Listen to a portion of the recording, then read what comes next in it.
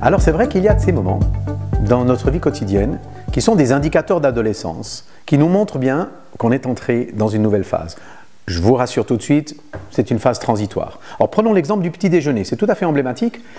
N'attendons pas du petit déjeuner avec nos chers ados qu'il ressemble à ce que nous avons connu, à ce que nous avons vu peut-être dans toutes certaines séries américaines, peut-être même à La Petite Maison dans la Prairie et autres, enfin toutes ces images d'Épinal, où nos enfants, c'est vrai, se précipitent vers nous le matin, se jettent dans nos bras, se battent pour se rapprocher de nous autour de la table, et nous font des grands sourires, et nous racontent leurs rêves, leurs nuits. Ils seront plutôt silencieux, je dois vous le dire, enfin la plupart. Et c'est vrai que vous aurez une image un peu différente, celle peut-être d'un adolescent descendant peut-être vous rejoindre autour de la table, avec ses écouteurs sur les oreilles, parfois déjà son portable, vous savez que c'est un élément de survie indispensable à l'adolescence, il sera peut-être déjà en train de relever ses premiers messages du matin, rassurer peut-être ses camarades en leur disant qu'il a passé une bonne nuit. N'attendez pas donc des effusions intempestives et affectueuses tôt le matin. Il faudra peut-être juste lui donner l'espace nécessaire pour sortir progressivement de sa nuit et s'installer vers vous. Alors c'est vrai qu'il ne sera ni causeur ni causant. Non, il est dans une longue phase de réveil.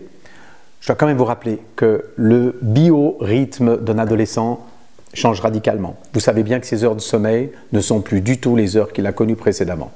Et ses nuits sont donc plus ou moins courtes. Enfin, plutôt plus courtes que moins. Et donc, votre adolescent se retrouve autour du repas. Ça, c'est pour ceux qui ont la chance d'avoir un adolescent qui vient s'asseoir à la table. Ne soyez pas surpris. Si votre adolescent a pris son petit déjeuner avant vous, vous avez entendu quelques bruits dans la cuisine, c'est relativement bon signe. Puis ne soyez ni surpris ni inquiet si un autre membre de votre famille, un autre adolescent, lui, ne mange rien du tout le matin. Décrète du jour au lendemain qu'il n'aura plus besoin de déjeuner. Ne lui mettez surtout pas la pression. Vous aurez peut-être l'impression qu'il part affamé au travail ou à l'école, rassurez-vous. Parce que ce même adolescent qui partait affamé sera le premier à vouloir se faire, ou vous demander de lui faire, parfois même à 10 h du soir, un bon repas, ou peut-être même à ouvrir le frigidaire entre minuit et 1 h du matin. Nos jeunes savent très bien s'entretenir.